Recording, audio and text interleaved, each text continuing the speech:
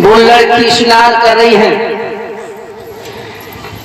और एक लड़की ने गौर करके चारों तरफ देखा तो क्या देखा कि बैल पर सवार होकर के बाबा भूतनाथ आ रहे।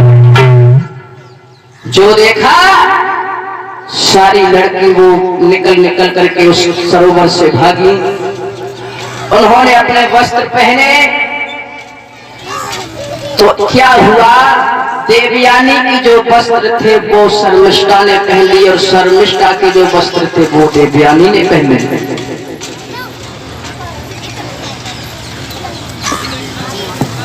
तो एकदम से शर्मिष्ठा कहने लगी तूने हमारे वस्त्र पहने और क्या तन गुस्सा आते बड़ी आई।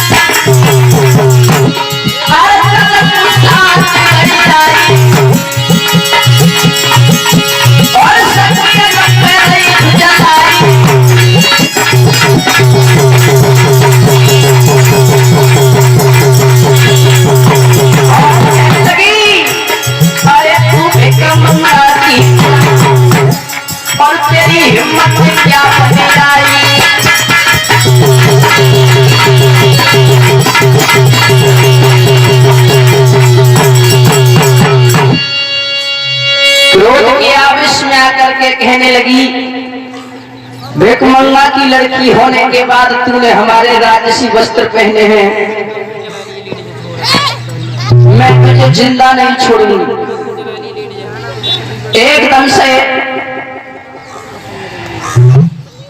देवयानी की बात सुनकर के और शर्मिष्ठा, तुम तो 2 बार कह दी मैंने, तुम्हारी समझ में नहीं आई है।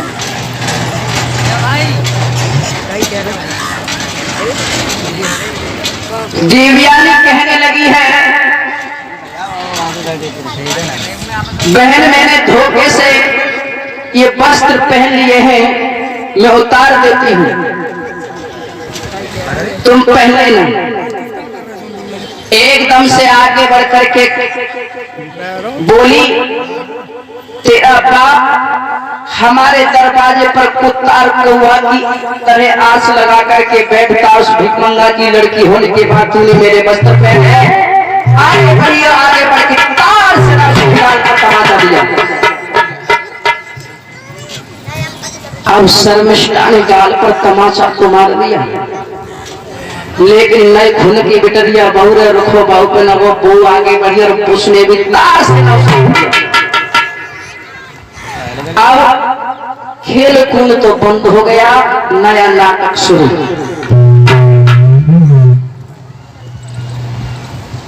अब क्या हुआ, शर्मिष्ठा जो थी देवयानी के हाथ अपने हाथों में पकड़ लिए और एकदम से पीछे को ढकेलती चली गई। और क्या हुआ,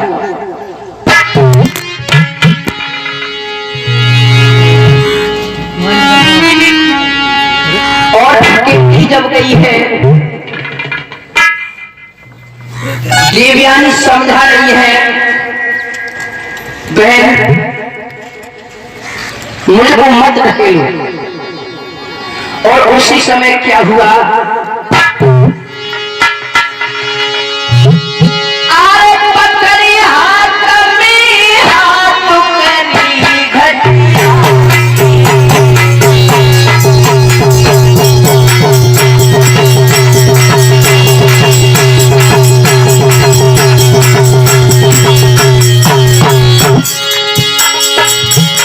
पीछे को ढकेलती जा रही है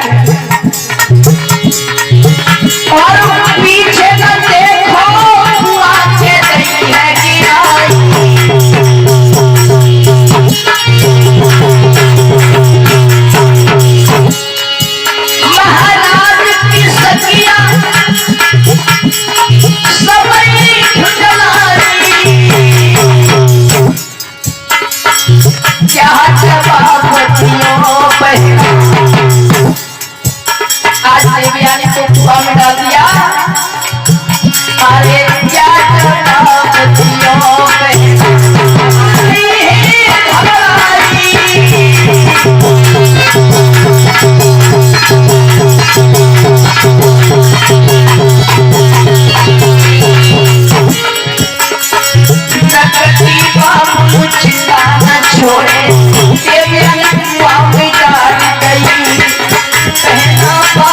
चिता न छोड़े देवयानी कुआं में डाल गई।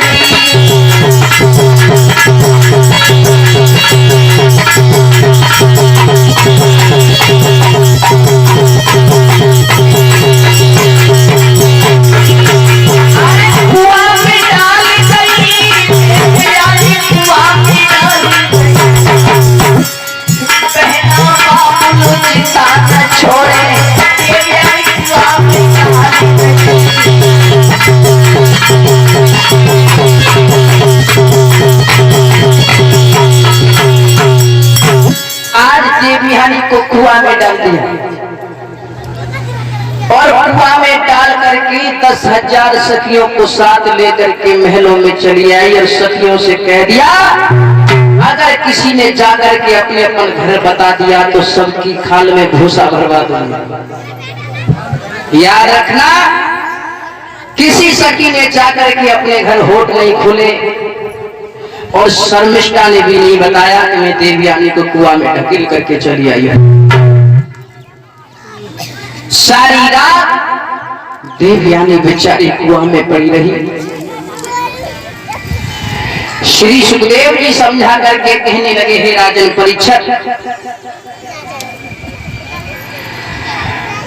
प्रतिष्ठान नगरी के रहने वाले महाराज याती घोड़े पर सवार होकर के जंगल में शिकार खेलने के लिए चले हैं तो उसी कुआं के निकट होकर के जा रहे थे। देवयानी ने घोड़े की टापों की आवाज सुनी, आवाज देने लगी अंदर से, कौन हो? ठहर जाओ, मैं इस कुआं के अंदर पड़ी हूं, मुझे बाहर खींच लो। और एकदम से आवाज देने लगी है कि घोड़ा वाले जइयो में तो तेरी गई हूँ, घोड़ा वाले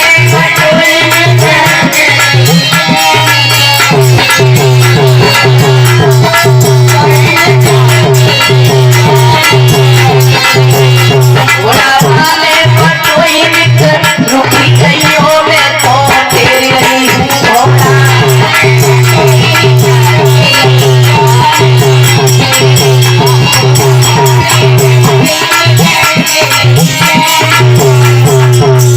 ध्यान रखना, आवाज लगा रही है मुझे बाहर खींचो। अरे जबरा जानी रे नजरी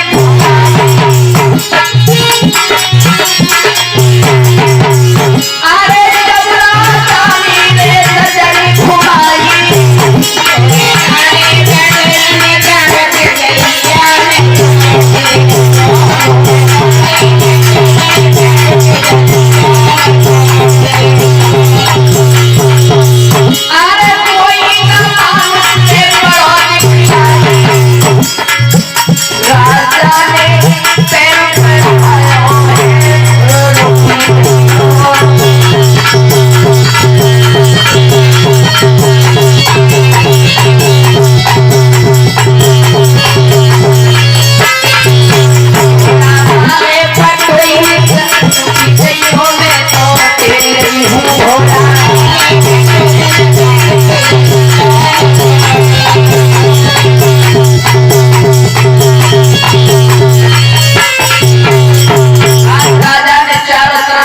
घुमाई कोई मानुष नहीं दिख रहा। आखिर राजा हैरान होने लगे और उसी वक्त क्या किया राजा ने, राजा की घोड़ा बतायो,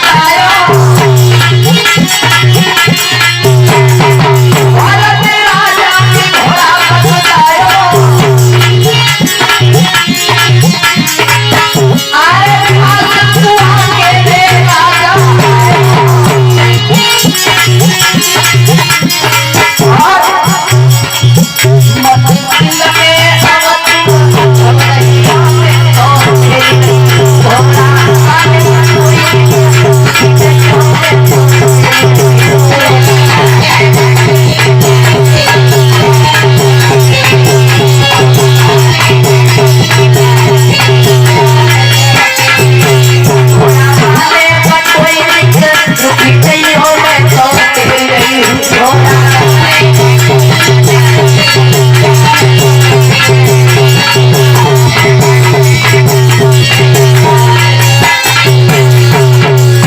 बोली गोविंद भगवान की।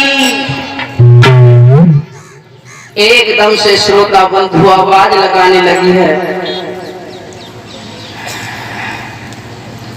ठहर जाओ, कौन हो तुम? घोड़े को वापस किया और घोड़े को वापस करने के बाद चारों तरफ देखा, कोई नजर नहीं आया।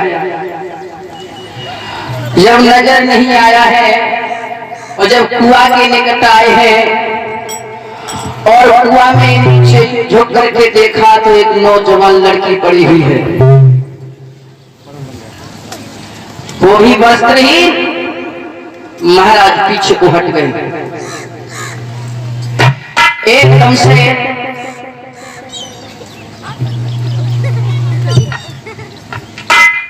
महाराज याती ने अपने पीताम्बर को उस कुएं में डाला और जैसे कुएं में डाला है वो पीताम्बर उस लड़की ने पहना और उसी समय बताया क्या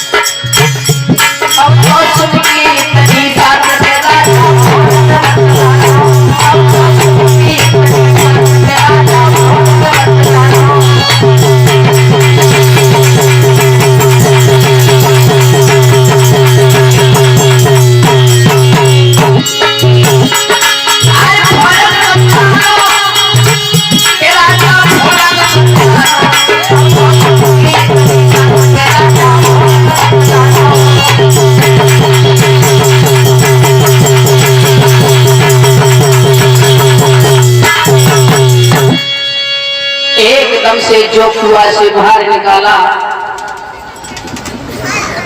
एकदम से देवयानी कहने लगी, आप कौन है?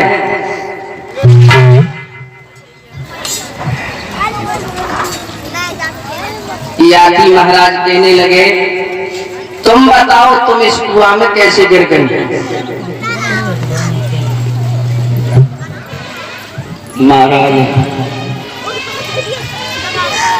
नहीं, घबराओ नहीं, मैं जानता हूँ आप घबरा रही हूँ, लेकिन ये बताओ आप इस कुआं के अंदर कैसे गिर गई? आपका देखो पूछो मत, वो हमारी सहेली। कौन सहेली? जल्दी से ठीक तरह से बता, आखिर क्यों गई इस कुएं में? महाराज हमारी सहेली हमें यहाँ कुआं में रखेंगे। क्यों? महाराज देखो जी, जो नदी चमक रही है, जाइए और सहेली दोनों जने नहाना है। और देखो भूतनाथ भोले बाबा इधर से आ रहे, तो उन्हें देख के हमने जल्दी जल्दी कपड़ा पहने, तो गलती से उनके कपड़ा हमने पहन लिया और हमारे उनने पहन लिया, तो हमसे बोलने बहुत उल्टी सीधी कही। हमने जो कही बहन कोई बात ना है, गलती से पहन रहे, जानबूझ के ना पहने, घर जाके बदल लेंगे। बहरहाल उन्होंने हमारी एक न सुनी। और एक बात बताओ, तुम्हारा नाम क्या है? हमारा नाम सन्निविष्ट नाम। रही हो, तुम्हारा क्या नाम है? देवयानी हमारा नाम है, और जो हमको ढके लेके उसका नाम सन्मिट्टा है। अच्छा, तुम्हारे पिता का क्या नाम है? हमारे पिता को नाम उनको नाम मत पूछो, जय भलाई है। उनको तो हर देश के राजा महाराजा हर एक कोई जानते हो। उनको नाम क्या नाम है? उनको नाम शुक्राचार्य नाम मुझे। शुक्राचार्य की पुत्री हो तुम? हाँ। अरे तुम तो महान ब्राह्मण की पुत्री हो। लेकिन एक काम करो, अब तुम घर के लिए चली जाओ। काका घर को? हाँ। राम राम राम राम। अब हमारा घर को आए क्यों? सुनो, तुम्हें यानी हम जब कुआ में खड़े और हमने तुम्हें बुलाओ तो जी बताओ, तुमने हमारा ऊपर निकाले तो कहाँ पकड़ के निकालो? हमारे देवयानी कहने लगी, सुनो महाराज, जाने की बात करते हो कि कुआं से हमें निकालो है और मेरे हाथ गई कलाई है। अब धर्म हमारा यही है, तुम ही संग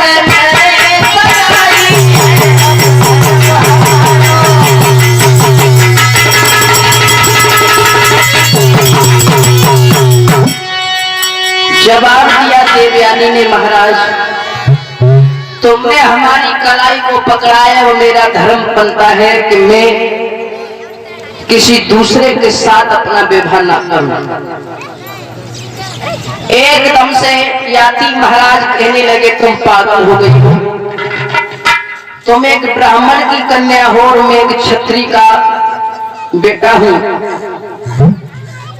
ये नहीं मुझसे हो सकता। घोड़े पर सवार हुए और चलने को उद्यत हो गए तो एकदम से देवयानी ने आगे बढ़ के घोड़े की लगाम को पकड़ लिया।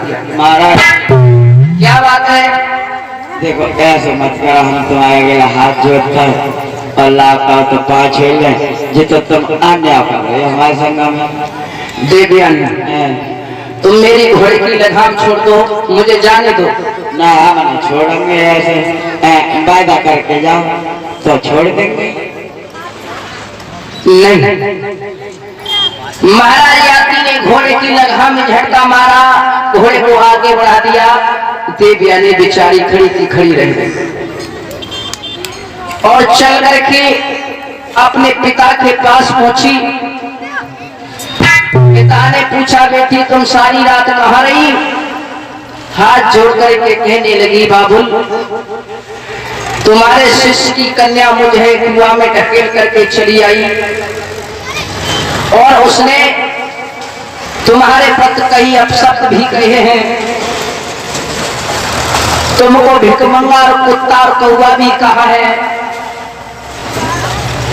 और मुझे कुआं में ढकेल करके चली आई है। अब तो ये बात सुनी तो एकदम से शुक्राचार्य को क्रोध आ गया और अपने शिष्य की नगरी को छोड़ करके चलने लगे। जब उस नगर को छोड़ के चलने लगे तो बृहस्पतिवार को मालूम पड़ा कि मेरे गुरुजी मेरी नगरी को छोड़ के जा रहे हैं। रास्ता को रोक लिया और हाथ जोड़ के कहने लगे, गुरुदेव मुझसे ऐसी क्या भूल हो गई जो मेरी नगरी को छोड़ के जा रहे हो? शुक्राचार्य जी कहने लगे, हम तेरी नगरी को इसलिए छोड़ के जा रहे हैं, अब हमारा तेरी नगरी में कोई सम्मान नहीं है।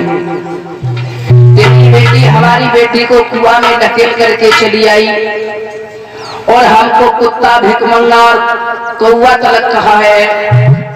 ऐसे अनादर के साथ हम जीना नहीं चाहते हैं, तेरी नगरी में कहीं दूर चले जाएंगे। बृहस्पतिवार कहने लगा, गुरुजी मुझे माफ कर दो, लेकिन मैं तुम्हें अपनी नगरी से दूर नहीं जाने दूंगा। लेकिन डर उससे इस बात का था कि कहीं जाकर के ये देवताओं की विजय न करा दे। अब क्या हुआ, उसी समय शुक्राचार्य कहने लगे, अगर तू नहीं मानता है तो इस विषय में देवयानी जो कुछ फैसला करेगी वही मंजूर होगा। अब तो देवयानी से हाथ जोड़ करके बृहस्पतिवार कहने लगा, बहन तुम ठहर जाओ, मत जाओ गुरुजी को साथ लेकर के। देवयानी कहने लगी, भैया मैं ठहर जाऊंगी लेकिन मेरी शर्त होगी। क्या? कि जब मेरा विवाह हो और मैं दुल्हन बन करके जाऊं तो तुम्हारी लड़की मेरे साथ दासी बन करके जाए तो मैं अपने पिता के साथ यहाँ रहने के लिए तैयार हूँ। बृहस्पतिवार कहने लगे, तो अगर ऐसी बात है तो जाओ, जिस दिन तुम्हारा विवाह होगा तुम दुल्हन बन करके जाओगी तो मेरी बेटी तुम्हारे साथ दासी बन करके जाएगी। अब तो शुक्राचार्य देवयानी वापस लौट आए हैं। ध्यान रखना, एक भगवान का सभी ताली बजाते हुए कीर्तन बोलेंगे।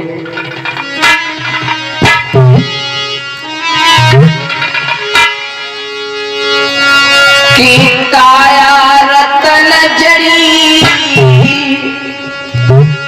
काऊ दिन माटी मेरे मिले जाएगी। काया रतन जड़ी काऊ दिन माटी मेरे मिले जाएगी।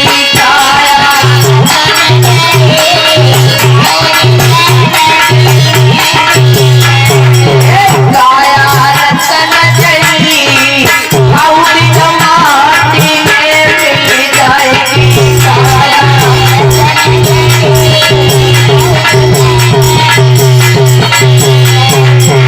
सभी ताली बजाते हुए बोलेंगे, काया रतन जड़ी काऊ दिन माटी में मिले।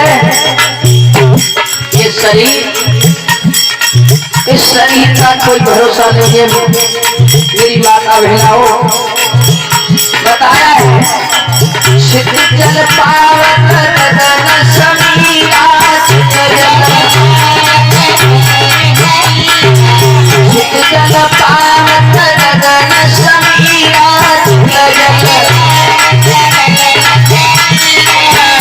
अरे पांच तत्व मिले बनो शरीरा।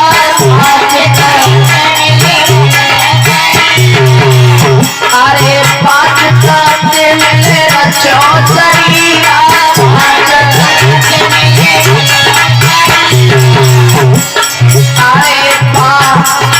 अरे जोड़े के काऊ दिन माटी में मिल जाएगी।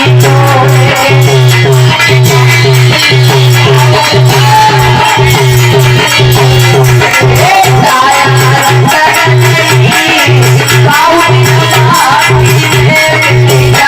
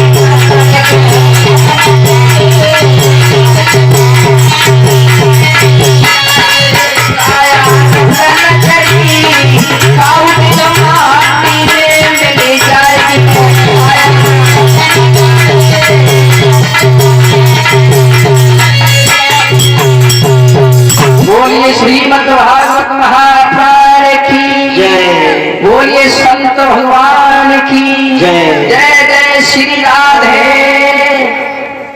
नीचे से मैं को आवाज ना लगे।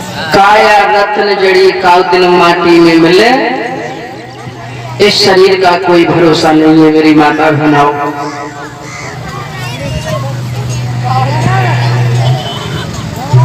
बस एक प्रभु का भजन ही साथ जाता है। नंगे आए जगत में कुछ भी न लाए साथ, सब यही रह जाए वो बाबरे जाए को खाली। इसलिए कुछ नहीं है। श्री सुखदेव जी कहने लगे हैं राजन परीक्षित, आओ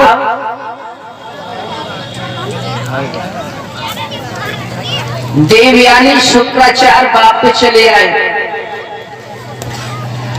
शर्मिष्ठा को मालूम पड़ी कि मेरे पिता ने दासी बना भेजने का और प्रण कर दिया है, तो एकदम से वो सोचने लगी कि जिस दिन देवयानी का विवाह होगा तो मुझे दासी बन करके जाना होगा। अब क्या करना चाहिए? तो उसी समय उसने फिर 10,000 सखियों को बुलाया और कहा बहन देवयानी को साथ ले चलो और किसी भी तरीका से उसी तालाब में मार दो। अगर देवयानी नहीं मरी तो मुझे दासी बन करके जाना होगा। एक सखी कहने लगी क्यों परेशान है बहन, चिंता मत कर, और देवयानी को बातों में लेकर के वहीं चलते हैं। अरे उसमें धक्का मार देंगे, देवयानी को अंदर पानी में डुबा देंगे, खेल खत्म हो जाएगा। अब तो देवयानी से कहा करके चलो बहन सरोवर पर स्नान करने के लिए चलते हैं।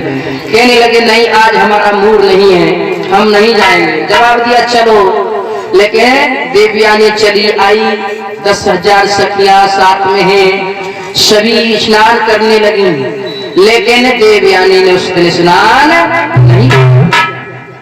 चारों तरफ घूमने लगी, सखियां कहने लगी अंदर से आजा बहन आजा, बहुत अच्छा जल है, सुंदर जल है, ठंडा है, आके तो देख कितना अच्छा लग रहा है नहाने में। कहने लगी नहीं बहन आज नहीं आऊंगी।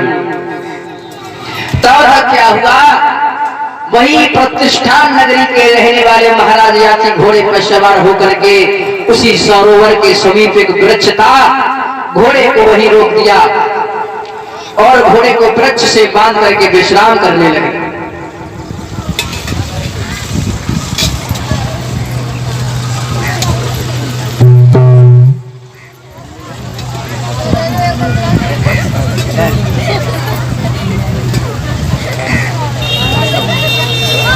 विश्राम करने लगे, एकदम से भाग करके देवयानी पास पहुंची और पहचान करके कहने लगी महाराज तुम वही हो तुमने जो मुझे कुआं से निकाला था। कहने लगे हाँ। चलो महाराज मेरे साथ चलो, मेरे बाबू तुम्हें बहुत याद करते हैं। जवाब दिया अगर मेरे को तुम्हारे पिताजी याद करते हैं तो मैं तुम्हारे साथ जरूर चलूंगा। अब तो उसी समय घोड़े पे सवार होकर के दोनों जब महाराज शुक्राचार्य के आंगन में आए हैं, शुक्राचार्य ने दूर से आते देखा तो एकदम से अपनी बेटी से पूछने लगे बेटी ये कौन है? जवाब दिया पिताजी ये वही है जिन्होंने मुझे कुआं से बाहर निकाला था, अन्यथा मैं तुम्हें जीवित नहीं मिलती। एकदम से बड़ा सुंदर आसन डाला है, महाराज यात्री को आसन पर बैठा ला और बड़े सम्मान के साथ यात्री महाराज को भोजन कराया।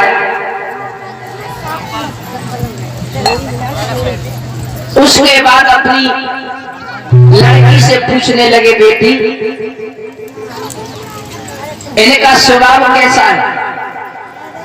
स्वभाव की कई सुई एकदम से नीचे को गर्दन डाल दिया। कहने लगे पिताजी बहुत अच्छे हैं, बोलने में तो ऐसे लगते हैं मत का इनके मुंह में मिठाई चीनी का शरबत घुरा है, बहुत प्यारी प्यारी बातें करते हैं। लेकिन याति महाराज से शुक्राचार्य जी पूछने लगे तुम्हें हमारी बेटी का स्वभाव कैसा लगा। जवाब दिया तुम्हारी बेटी बहुत सुंदर है और चलने फिरने में बहुत अच्छी लगती है, लेकिन कमी एक ही बात है, कुछ अनमन हो जाए तो फूल की ढोलक हो जाए, वैसे कोई कमी नहीं। अब उन दोनों के भाव शुक्राचार्य समझ गए। बताया जाता है